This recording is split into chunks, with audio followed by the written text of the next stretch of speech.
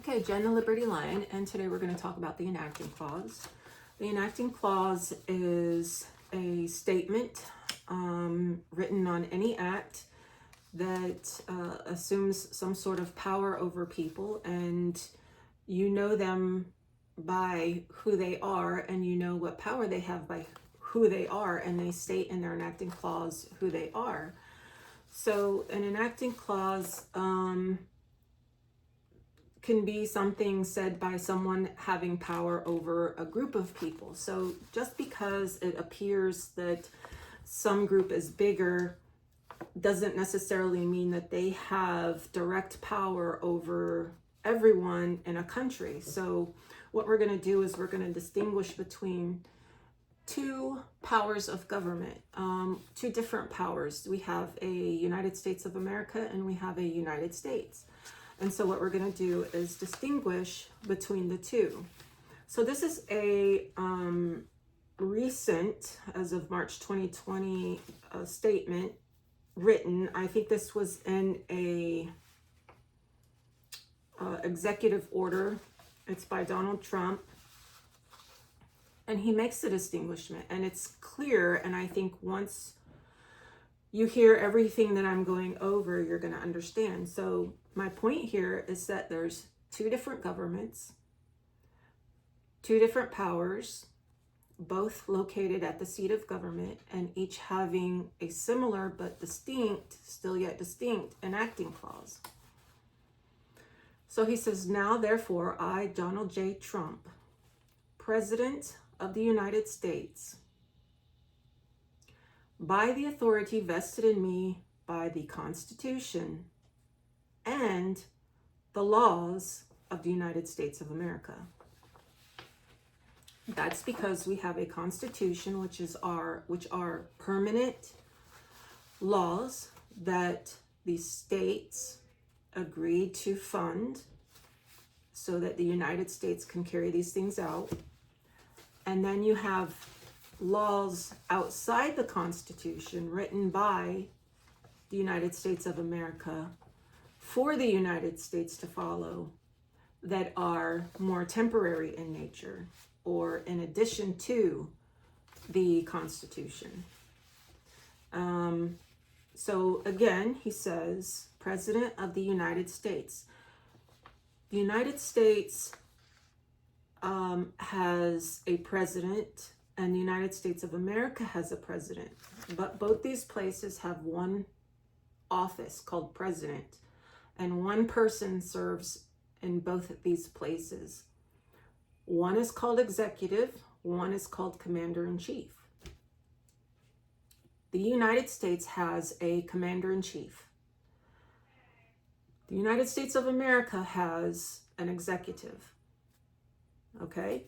We see that in the Constitution under Article 1, Article 2, Section 1, and Article 2, Section 2. So again, President of the United States, he says, as Commander-in-Chief, by the authority vested in me by the Constitution. Now this is the Constitution of the United States. And also the laws of the United States of America. So he has to serve one office for two different political societies, United States, United States of America. The Constitution is the permanent laws in place for the United States that are constantly funded. And then the United States of America and Congress assembled can pass laws, extra laws, and fund the United States to do other things. Okay, we're going to read this again towards the end so that we can keep it in the front of our minds. So this is from reginfo.gov, I think. And whenever they're going to, the United States of America passes a mandate for the United States, it has to go through procedures. It has to go through steps, and they decide whether this is federal, non-federal, is it policy, is it constitutional, is this just an agreement between the federal states and the government? And then we have something that looks like this. It says federalism. No, and Clinton helps us define federalism. Okay? So whenever something is going through a process, like a law or a policy or whatever, it's going through a process, and then it'll say whether or not it's complies with the ideas of federalism. For example here, definition of waters of the United States. Now, the United States is a particular set of lands. They're federal lands, and federal government has jurisdiction over these areas. So it's deciding, does the United States have lawmaking authority over waters? And what do they say? It's undetermined. They don't know. They haven't figured it out. Right? I could have done all this on my computer. So federalism, undetermined. And this is again from Reg Info. View Executive Order 12866, meetings. You can view the meetings where they sit and they talk about it and they debate it. Again, Reg Info, you can look this up. You can find it online. This is RIN 0710-AA79, definition of waters of the United States. Okay, so there's a process, and the process has to be followed. And so we have policies, and then we have actual laws. And so the idea of the enacting clause and the positive laws go together, because when we see an enacting clause, something can be enacted, but it can be enacted as a policy and not have a positive law citation. It can be enacted as a law and have a positive law citation. Okay, so going back to the enacting clause and keeping in mind that we have two governments at the seat. The states, which are free, sovereign, and independent, with all rights, powers, and jurisdictions not given to the United States. So the states are free, sovereign, and independent, called the United States of America. And then we have the United States, which have federal areas inside the states. And so there's a lot of confusion when the federal government talks about states or when the United States talks about states. What states are they talking about? Is the federal government talking about federal areas inside the states only when they're talking about states? Or are they talking about the entire area of the state? So in the Declaration of Independence, it says the 13 United States of America. And at the end of this document, it says, we therefore, the representatives of the United States of America in Congress assembled, that these I'm skipping a bunch of stuff, that these united colonies are and of right ought to be free and independent states. That is free and it is resolved that as free and independent states, they have full power to so on and so forth. Levy war. Okay, so to levy war, they need a military. And that's what they did when they created the United States. They created a military. Okay, so turn these over. So here are Articles of Confederation. We have two enacting clauses in the Articles of Confederation.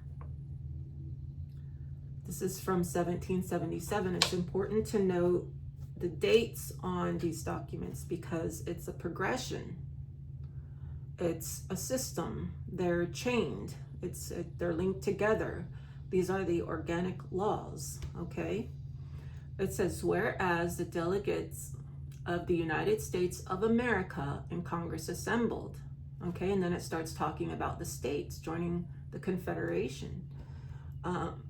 So when the states come together and Congress assembled, they're called the United States of America and Congress assembled. And when the states came together, they created another entity. They created the United States. So it says in Article 2 of the Articles of Confederation of 1777, each state retains its sovereignty, freedom, and independence, and every power, jurisdiction, and right which is not by this confederation expressly in writing delegated to the United States in Congress assembled. And then we're going to go back over Article, I think it's 5. Later on, we're going to see a document that tells us to look at Article 5. Okay, so I'm going to put this over here. So before the Constitution was written, the United States was a military. Hold on a second. The United States was a military, and so in order to protect the territories that weren't made into states yet, they wrote these ordinances. We have an ordinance of 1784 and an ordinance of 1787. So in these ordinances, we see that they're talking about the sovereignty and independence of the United States. Well, how does the United States have sovereignty and independence if I just told you the United States of America has sovereignty and independence, where the states are sovereign, freedom, and independent with all rights, powers, and jurisdictions? Because it says, except for those things that are expressly delegated to the United States. Okay, so the United States was given some military powers and, you know, some other little powers, but basically under the control of the military. And we see that in the treaties made throughout the western lands and the Northeast with the Indians, so that the road could be paved for the states, the people coming in and creating states. And when we look at these treaties, they have a lot of names in them, but they also have titles of these people. And when we research the old military books, old military manuals, and I'm talking about the old ones from 1800, 1799, 98, you know, around the time the Constitution was made, we see a couple things. We see that these treaties were written by generals and lieutenants. But in the old military books, we see that there are certain people that the military can use to aid them as aides, right? So they can be in the military or they can be civilians. It's basically whoever they can find. So the military men were sent out and they had aides, and their aides, clerks, if you will, were either military or civilians. So we see these treaties written by military people with the help of their clerks. And each general, each lieutenant was allowed so many clerks or aides, depending on their rank, to help them, and they could be either military or civilian. Some of them were civilians and some of them were military, because the reason why, and still stands good today, still applies today, is because you can't always find a military person who can do the work. So imagine back in 1784, maybe they couldn't find qualified people who were willing to enlist in the military and be a lieutenant or a general's clerk. They needed some people with some education, but maybe the civilians were like, well, I don't want to enlist in the military. I will go and you can pay me, but I'll work as a servant with the military, but I'm not joining the military. And so they had the option to pay civilians, private citizens who didn't want to join the military, to go and help the military people write these treaties. Negotiations and treaties is a big military thing, okay? So that doesn't mean that they can't hire civilians. Just like Writing a policy doesn't mean that it doesn't have constitutional things in it, but that doesn't make it constitutional. It still may be just a policy. So a policy can have constitutional things, but having constitutional things doesn't make it constitutional. Working with the military doesn't make you in the military. You have to be commissioned or you have to be enlisted to be in the military. Okay, so treaties can be written by civilians who are qualified or military people who are qualified. So the military generally, they have war colleges and officers colleges and all these different kinds of schools that they send the military to so that they can have the power of negotiation, they can have the knowledge of military deceit, manipulation, because that's how you win wars, you know, Machiavellianism. That's how you do it, because if you're not bad, the enemy will be, and then you'll lose. And the whole point of having a military is for them to win. We spend a lot of money on our military. If we spend this much money on our military, they need to win. They need to do their job, and they need to win. Okay, so you have the United States, the military, and they have a Congress, and then you have the United States of America, which are the states, and they have a Congress, and it's in all the documents. You just have to read them. And I'll tell you what LaRue says about the Constitution. LaRue writes Constitutional Laws as Fiction, his book. So in Founders Online, the Ordinance of 1784 talks about the United States and Congress assembled, because this is an ordinance, which means it's an order, and an order means that it's military. Okay, so the military takes orders. Civilians don't take orders. Now, if you agree to work with the military and you're a civilian, you kind of promise to follow the rules, but not orders. Okay, so and in the end of the Military Act, the Ordinance of 1784, it says by the United States and Congress. Okay, now it's talking about the military Congress. The preceding article shall be formed into a charter of compact, shall be duly executed by the President of the United States and Congress assembled. That's the Commander-in-Chief. Under his hand and seal of the United States, Commander-in-Chief, shall be promulgated and shall stand fundamental constitutions between the 13 original states and each of the several states now duly described, unalterable, from and after the sale of any part of territory of such state pursuant to this resolve, because it says a sale of any part of the territory of a state, because in the Constitution, and this was already to be the case by 1784, it was already to be the case that the states would give or sell or lease or whatever some of their lands to the military for the erection of military posts. And we see that in the Constitution, Article 1, Section 8, Clause 17.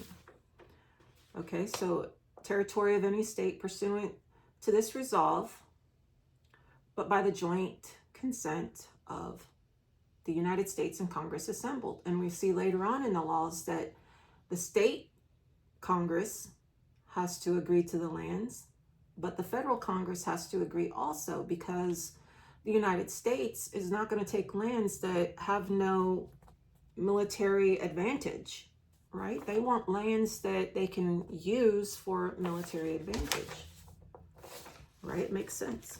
And then we have the Ordinance of 1787, basically the same thing.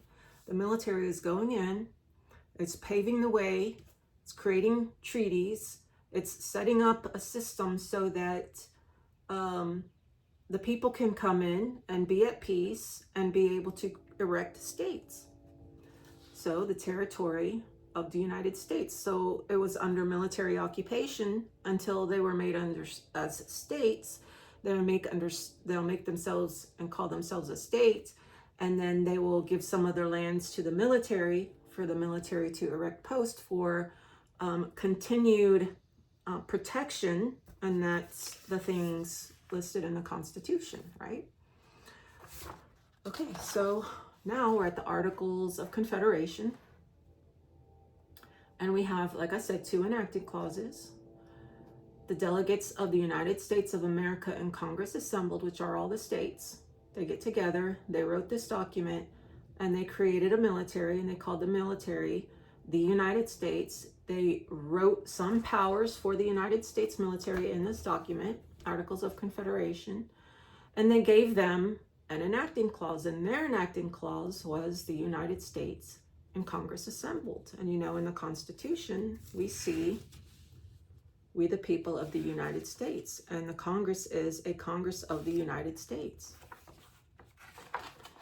But we go to the end of this document, the Articles of Confederation, and because this was written by the states, the Articles of Confederation was written by the delegates of the states, not the deputies of the United States. It was written by representatives of the states. That tells us that this document is in the independence of the United States of America. And in fact, that's what it says. In witness whereof we have hereunto set our hands in Congress, done in Philadelphia, in the state of Pennsylvania, the 9th day, blah, blah, blah, 3rd year of the independence of America.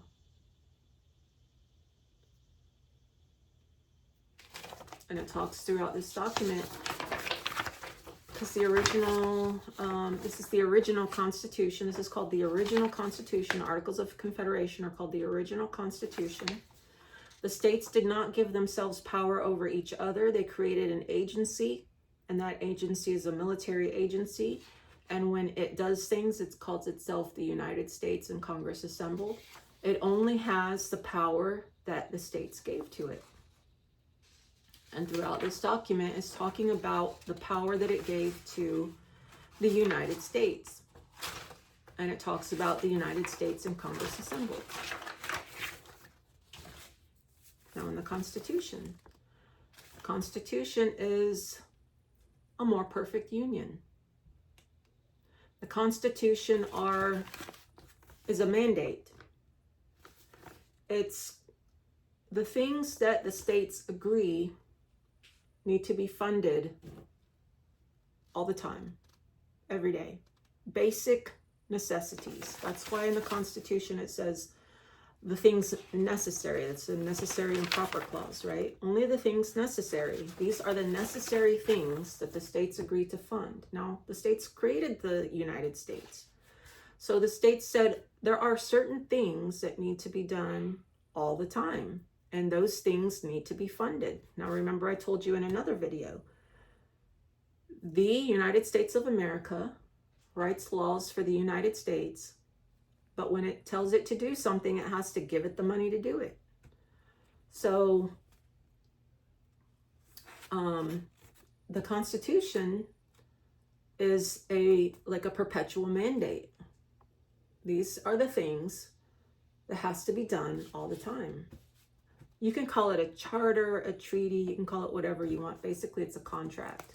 A contract between the states to supply the military with the funds to do these things in the Constitution. Now, it didn't put funding in here. It didn't put an amount exactly for certain things because of inflation, right? Inflation's been around forever, so we know that money increases. The value of money increases, and so the value of things increase, and so things forever cost a different amount. We see in the Constitution, it says the Constitution of the United States of America. The actual title that you see in many of the original writings is the Constitution of the United States for the United States of America. Because the United States is a military, who does it protect? It protects the states. So the states are the United States of America. So when it says we the people of the United States, in order to do all these things, these are our goals, these are our objectives, this is our mission, establish justice, because militaries have missions. Okay, corporations have missions and, you know, all that too, but a military has a mission. Its mission is to establish justice, ensure tranquility, provide for the common defense, promote the general welfare, and secure the blessings of liberty to ourselves and our posterity. And we agree to this Constitution for the United States of America. They work for us. They are servants. The original oath in the old military books is that they are loyal to the states, but they're in service to the United States, meaning they get their orders from the Congress of the United States and the President of the United States. That's who they get their orders from. But the United States gets its orders from the Constitution and the states. So it the officers. So you have the states tell the officers and the president and the Congress what to do. And then you have the Congress and the president and the officers telling the enlisted what to do. It's a hierarchy. This is a hierarchy. You can think about the pyramid on the dollar if you want. But it's a hierarchy, okay? Then we have this in 1789. An act to establish the seat of government of the United States. Okay, so who established the seat of government of the United States? The United States of America. It says, be it enacted by the Senate and House of Representatives of the United States of America and Congress assembled. So once the Constitution was written,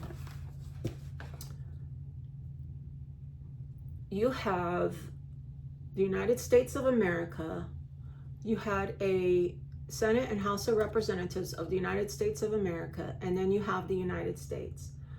So they write here, it's an act to give its creation, the United States, a seat, to establish a seat of the government, to establish a seat of that government.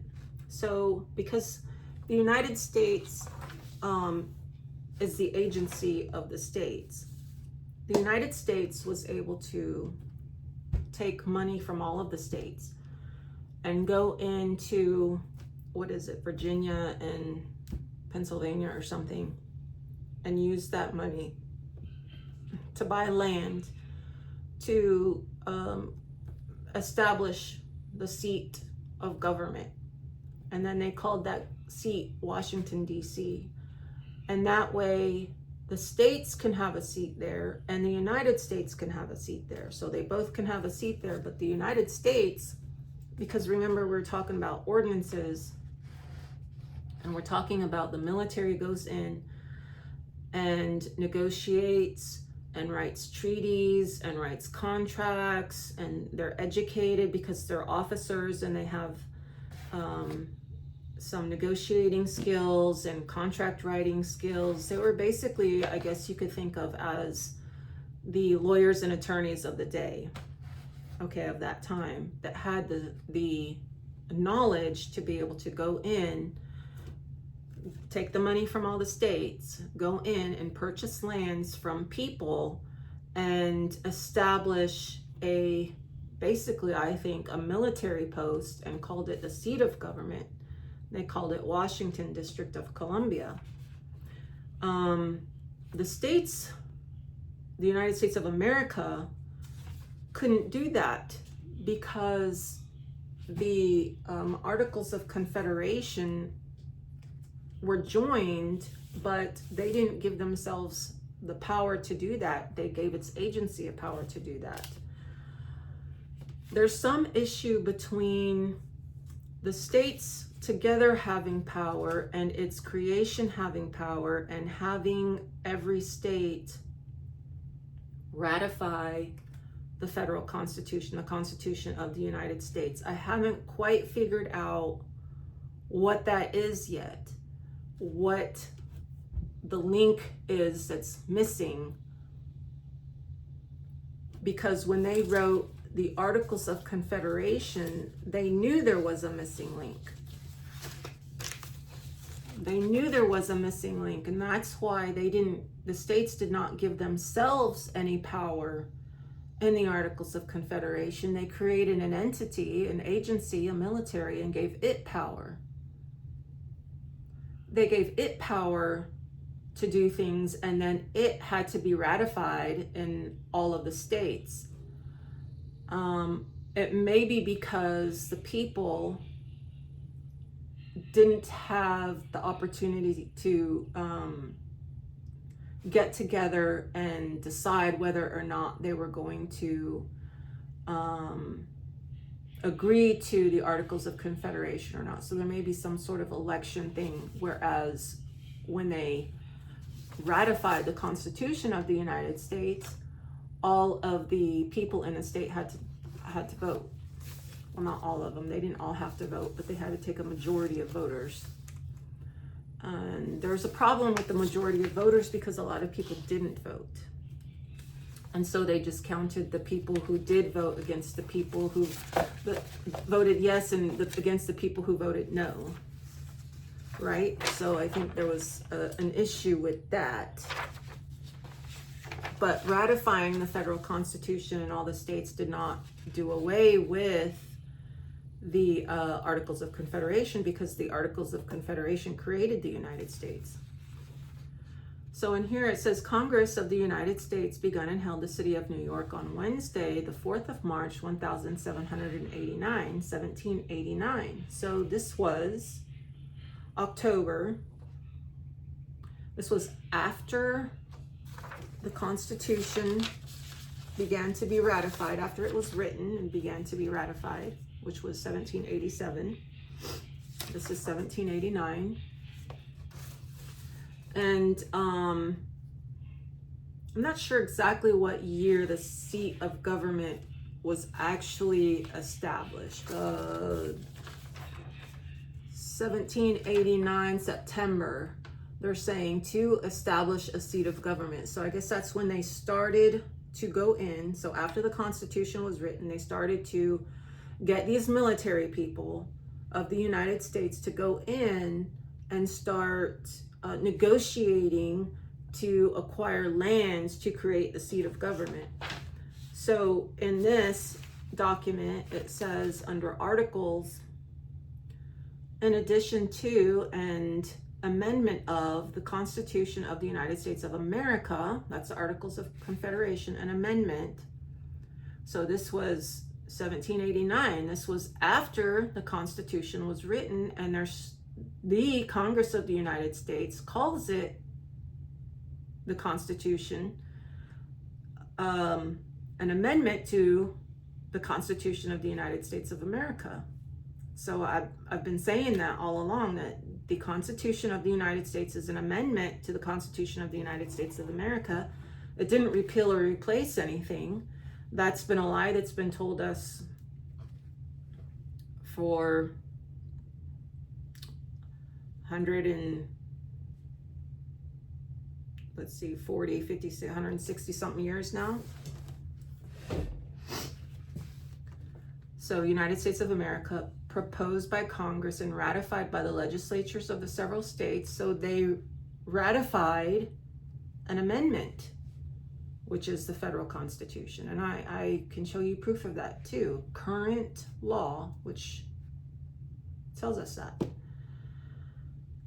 Pursuant to the 5th article of the original Constitution, which is the Constitution of the United States of America, which is the Articles of Confederation, right? Whereas the delegates of the United States of America in Congress assembled, delegated to the United States in Congress assembled. And it says under Article 5, for the more convenient management and general interest of the United States, not United States of America, delegates shall be annually appointed in such manner as the legislature of each state shall direct, to meet in Congress on the first Monday in November in every year, with a power reserved to each state to recall its delegates or any of them at any time within the year, so on and so forth. You can read that if you want. Okay, so 1789, Congress of the United States mentions that the federal Constitution, which created the Congress, well, the Articles of Confederation created the Congress of the United States. Formally, it existed before that because we had a military before that. And it's talking about the original Constitution and the amendment to it, and it was after the Constitution of the United States was written. So I don't know if I'm being clear on that, but it all works out, right? It all works out where the Articles of Confederation is the original Constitution, the Constitution of the United States of America, which created the United States. And the United States Constitution is an amendment to the Articles of Confederation.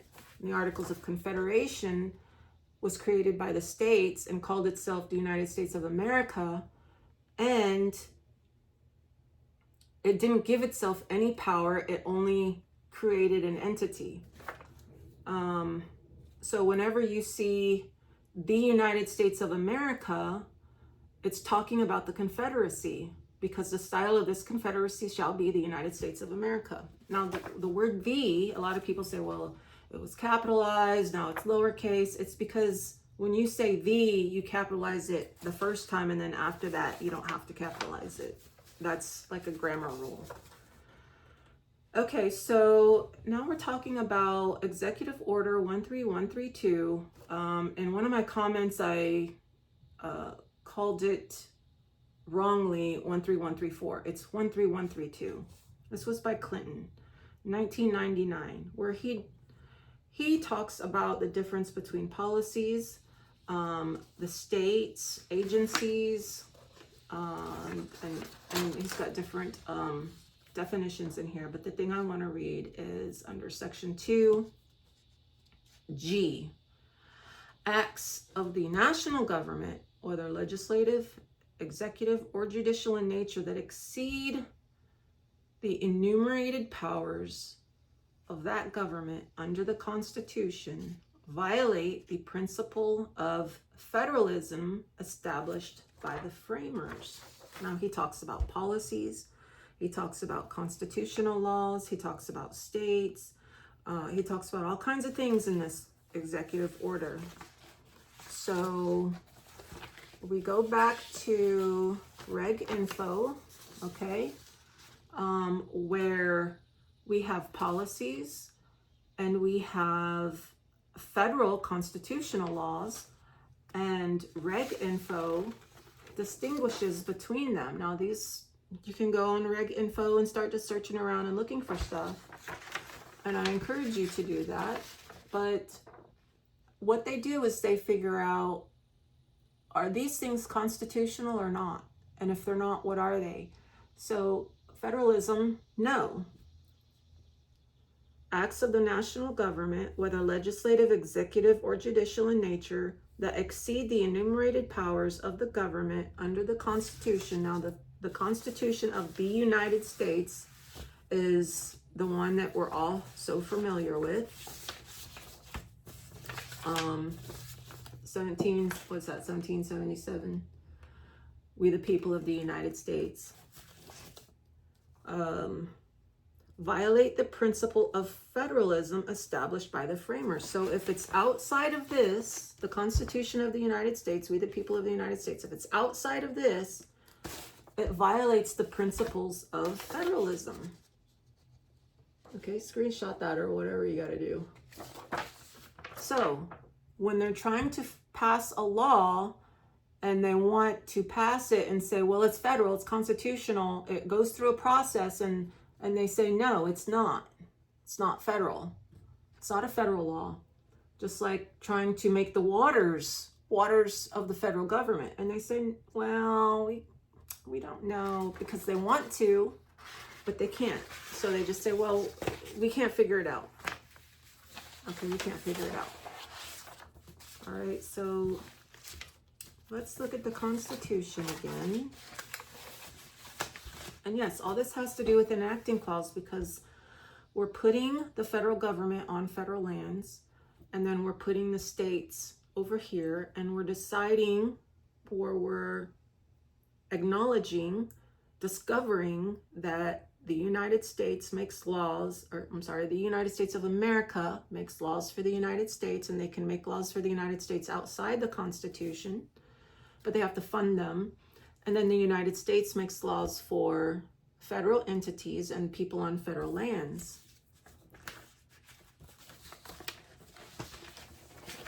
Now remember, Trump said, I'll screenshot that, okay? Trump said, President of the United States, he's Commander-in-Chief. As President of the United States, he's Commander-in-Chief. That's the only title he's given as President of the United States. It's Commander-in-Chief. But if he says Commander-in-Chief, that's way too obvious. Then you recognize, wait a minute, Commander-in-Chief, what does he have to do over civilians? Nothing. The military has no power over civilians. Okay, the power that the military has over civilians is very, very small, and it's basically for them to put their arms out and say, go that way, just go that way, put up blocks, barriers, and say, go that way, until you're dispersed and you go back home. They can take your property for temporary purposes to help move people along, like a fence or whatever, and they can establish a curfew, and they can, if they take your property, they have to, if they damage it, they have to pay you for it. And if they don't damage it, they have to give it back. So now, therefore, I, Donald J. Trump, President of the United States, that's Commander-in-Chief. That's the only title for the United States that he has, Commander-in-Chief. The office is President, his title is Commander-in-Chief. By the authority vested in me by the Constitution, the permanent, always funded laws and powers, and the laws of the United States of America. So whatever the states get together and decide that they need to fund the military for other things, not in the Constitution, that's a requirement, and all the states get together and agree to it, the states, Articles of Confederation, then they are the laws of the United States of America, coming from the Confederated Congress. They just don't call themselves a Confederated Congress, because that would be too obvious again. So if they said, the Commander-in-Chief, I'm going to exercise authority in the Constitution, and any law that the states pass as the Confederated Congress. Too obvious, right? That puts everything in its place. So they say,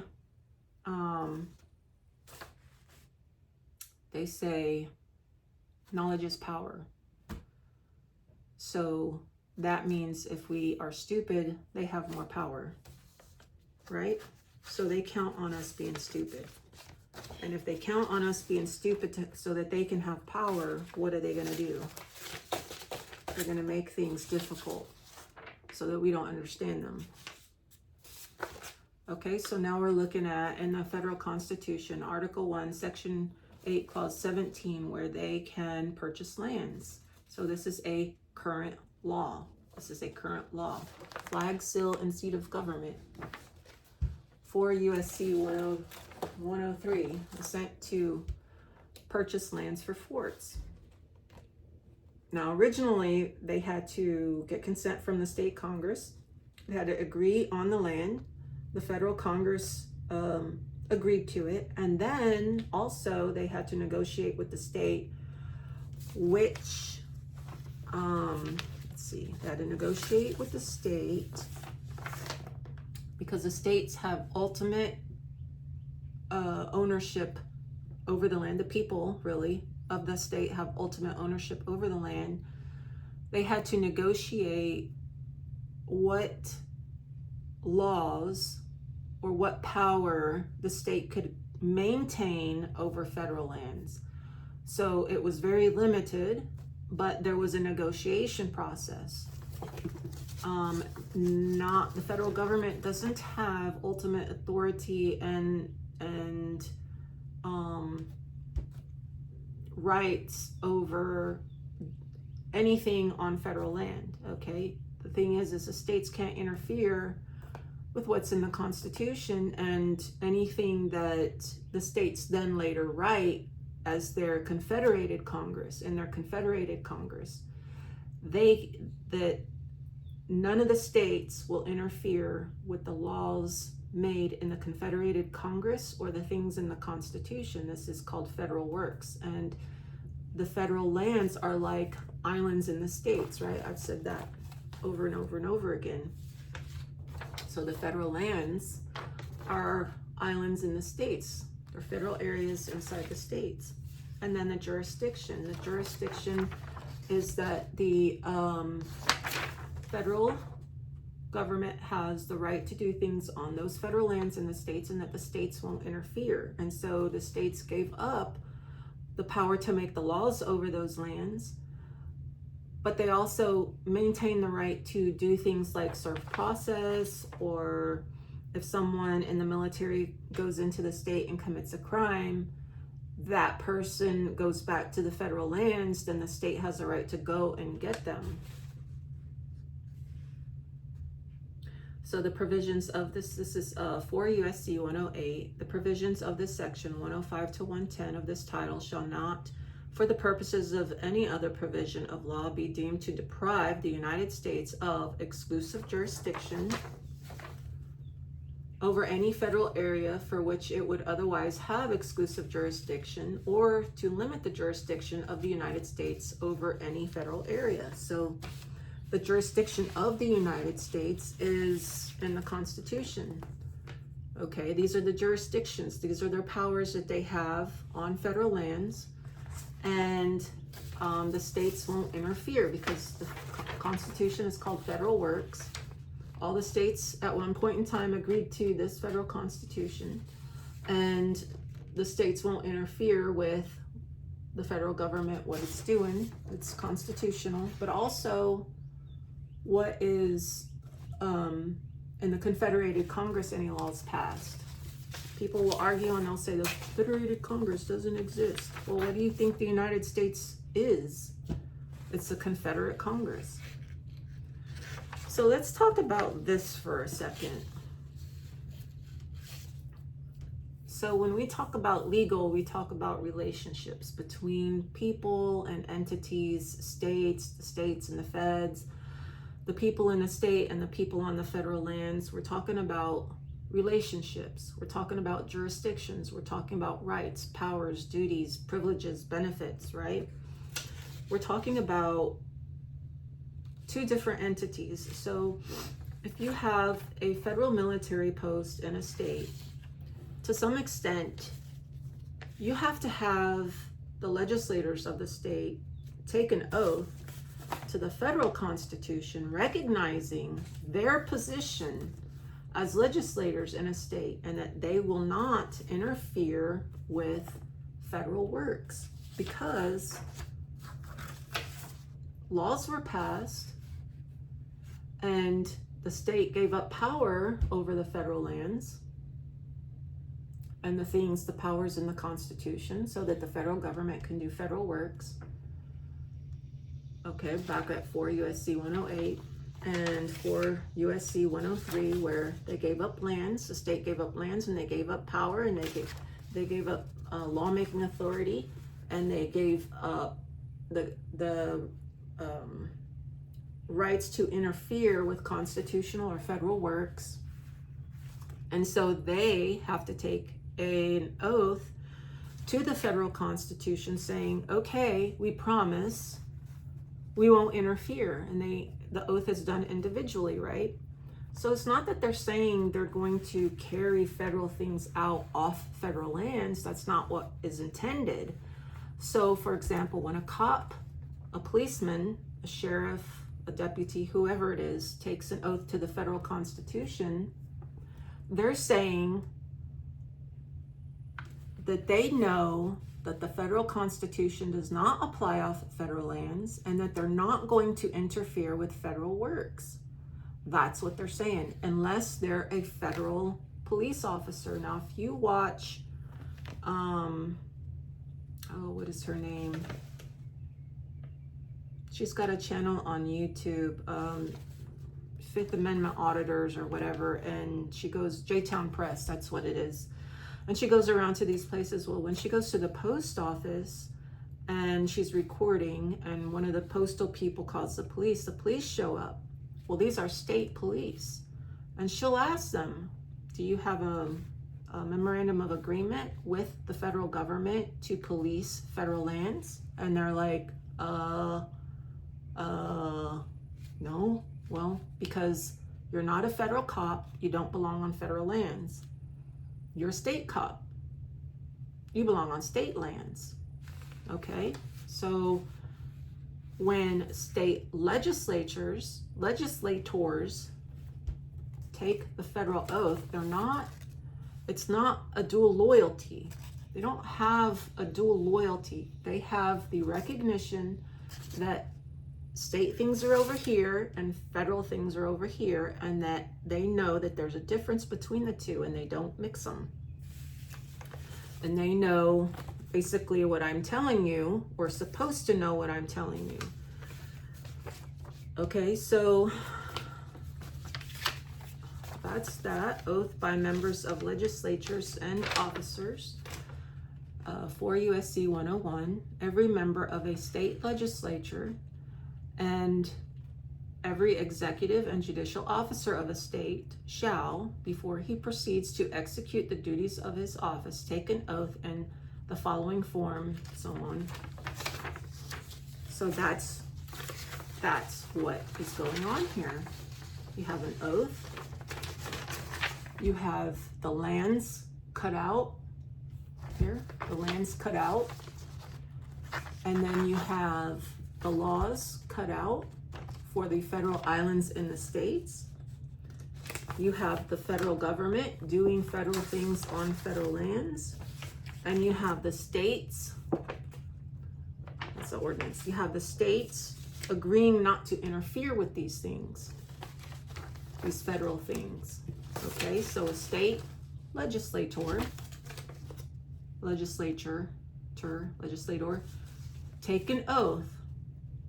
He's saying, I recognize that the federal government has federal lands, and on those federal lands they do federal works, and we promise not to interfere with what they're doing by saying these words. I, A.B., do solemnly swear that I will support the Constitution of the United States. You're just supporting it. You're not upholding it. You're not defending it. You're saying I'm not going to interfere with it because you're supporting it. Now, in 1867, the Congressional Globe, page 1565, Mr. Cowan, C-O-W-A-N, 1867, Civil War time. He says, why, Mr. President, what is a legal state government? Is it a government cooked up for a state here in Congress, or is it a government that the people of the state make for themselves? Because there's two, just like there's two governments at Washington, D.C., the United States of America, the Confederated Congress, the United States, the military Congress that declares war and peace. And then in the state, you're supposed to have either a commonwealth or a republic, according to the ordinances. To help the states become states, they had to write a Republican form constitution. But then when the federal government negotiated the laws and everything that was going to take place and the lands and all that with each individual state, they created a state of, and that state of has just morphed throughout time to become bigger and destroy freedom and liberty and sovereignty. And so what Lincoln did was he came in and he used the government to take, or the military to take over the states, the rebel states, right? And then we all became impressed with this idea that we no longer had a confederation. We never had a confederation because the states ratified the federal constitution. But that's not true. And the ordinances show that. So this is just a bigger thing because you see it's small. So this is just a bigger thing of what Mr. Cowan says. You can screenshot that. Again, that's 1867, page 1565, the Congressional Globe. Mr. Cowan, M-R-C-O-W-A-N. Honorable Senator, okay. Mr. Cowan. Okay, so current law shows that in Texas. Now, I don't think this is what's written in every jurisprudence manual in every state, because I've gotten one from another state and it doesn't have this.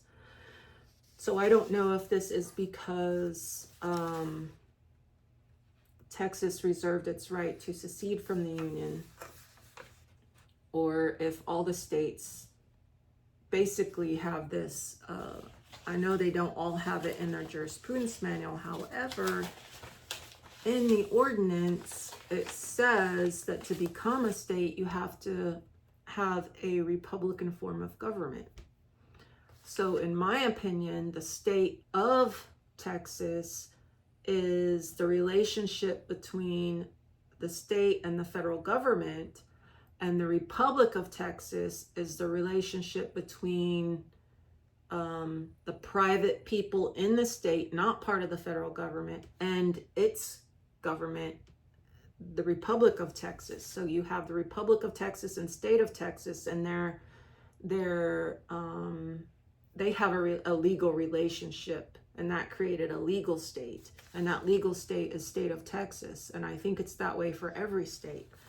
But in Texas Jurisprudence 3rd edition, under statehood, it says Texas was admitted as a state of the Union on December 29th, 1845 by a joint resolution of the United States Congress, not the United States of America, because they ratified the Constitution of the United States. Okay, the United States Congress and the Convention of the Republic of Texas, with the Republic thus becoming a state on equal footing. This is 1846. So the Republic became a state on equal footing because it joined the Union, not state of Texas. And in the Republic of Texas Constitution, it says that the civil authority will always be higher than the military authority. It doesn't say it exactly that way. It says something like the military authority will always be subservient to the civil authority, something along those lines, something written the way they would write it in 1846 or I think the actual Republic Constitution was like 1836 or something. In 1846, Republic of Texas joined the Union, becoming a state on equal footing with all the other states. Although the government and laws of the Republic were held to be in force until the state government was organized on February 16th, 1846. Don't stop reading, we got to continue. The former Republic of Texas governmental system was abrogated insofar as it conflicted with federal authority. So it wasn't abrogated, period. It was abrogated insofar as it conflicted with federal authority.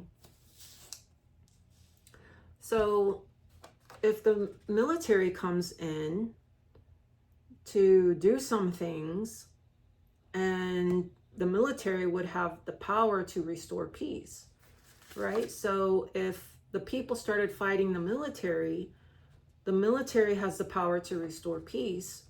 And so the two constitutions maybe would conflict, because in the Republic of Texas, the civil authority is higher. If the military comes in, it would be higher temporarily to restore peace. if a war breaks out, the military would have to take charge of some things, but only for the purposes of restoring peace, right? Because the military, I think its main mission, without needing to be written, would be to get back to a peaceful state, right? So whatever the military comes in, it might have power and it might conflict with with civil laws, but only temporarily until peace could be restored, and then it has to go back to the civil authority. That's why a lot of people are saying, well, we're under martial law. I don't think we're under martial law. I think we're under corporate tyranny. We're under corporate tyranny. That's another thing I saw Chase Hughes say. He said something about, you know, we're under this system of marketing and advertisement that we need to really wake up from. Chase Hughes, right? Also a government employee for, I think, his entire career. So let's, you know, at least consider what these people are saying. Okay, so I have a couple more things. I have the enacting clause. So in 1 U.S.C. 101, enacting clause, the enacting clause of the states, originally in the Articles of Confederation, was the delegates of the United States of America in Congress assembled.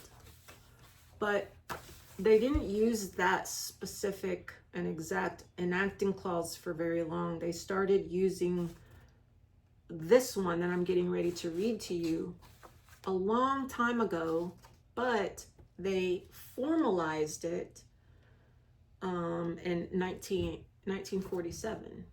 They formalized it. They wrote it formally, right? So everybody can know exactly who has the power and where does it come from and who do they have power over. That's what an enacting clause does. So it says the enacting clause of all acts of Congress shall be the following form. Quote, be it enacted by the Senate and House of Representatives of the United States of America and Congress assembled. So this can be really confusing if you're just reading this. You're going to read it and you're going to say the United States is the United States of America. But that's not what it's saying, because the United States did not pass this enacting clause. It is in the law of the United States, but the United States did not pass this enacting clause. The United States of America passed the enacting clause. So it can be confusing when we look at it and we say, well, one, United States Code says its enacting clause is the United States of America, but that's not what it's saying. Because the United States, again, did not pass this enacting clause. This enacting clause, July 30th, 1947, Chapter 388, 61, Stat 634.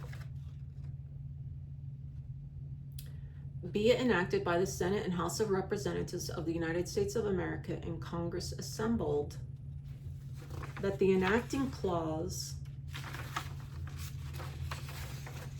by all acts of Congress shall be in the following form, be it enacted by the Senate and House of Representatives of the United States of America.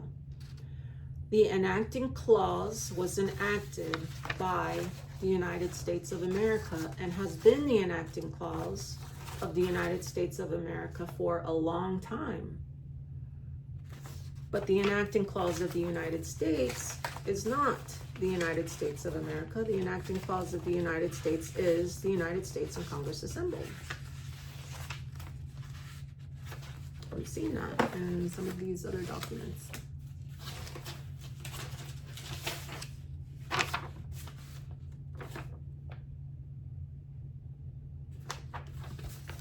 Which I don't have right now.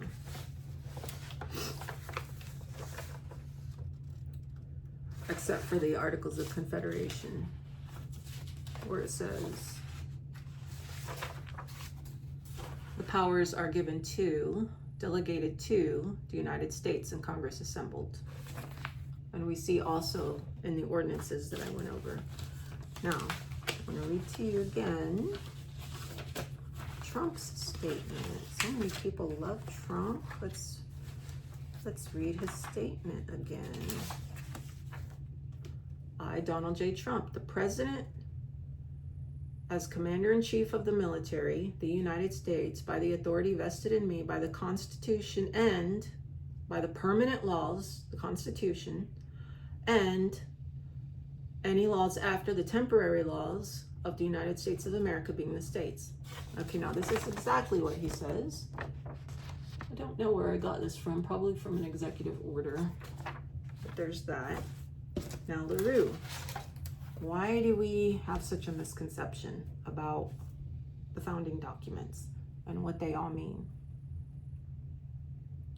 Okay, so this is, I'll show you this book, LaRue. It's my favorite book. One of my favorite books. All my books are my favorite books, but okay, I guess I have a top favorite. This is one of my top favorites. L.H. LaRue, Constitutional Law is Fiction, Narrative and the Rhetoric of Authority. You can find this book on Amazon. I do not know if it's online. I have a hard copy, so I don't look for it online. Law students and their professors, in fact, don't really study the Constitution. They study John Marshall's opinions. This discrepancy, religious communicants have read their constitutions, but the legal community has not read its constitution. Can be explained if we acknowledge that stories are necessary. So what he goes on to say is that the Bible is written as stories, and so people read that. The Constitution of the United States is not written as a story, so nobody will read it. And at the beginning, in his introduction, he says that he graduated from Harvard, but when he went to, I think it was Mississippi, to actually study law, he says, I knew enough to know that something was wrong with what I had learned at Harvard. Okay, it's the blue asterisks there. Okay, now, last. James Madison was right in pointing out that ignorance in a democracy is but a prologue to a farce. Prologue to, I screwed that up. Prologue to a farce. Prologue to a farce. Okay, and I don't know where I get this from either. I guess Google it if you want to know more. Okay, so I hope you understand everything. And I just want to add right here with everything that I've read that think about these people who work for the IRS, these agents, these inspectors, these investigators. They have guns, they have badges, and they came out years ago and said there isn't a law requiring anybody to pay a federal tax. Why would they say that if it weren't true? I can tell you that it is true, because in fact there is not a law. The law cannot be found because every law has to have a citation, and the IRS code does not have a citation. Title 26 does not have a citation. A lot of policies written by the United States or the United States of America do not have citations, and they're not laws. Okay, with that, like, share, and subscribe, and I'll see you in another video soon.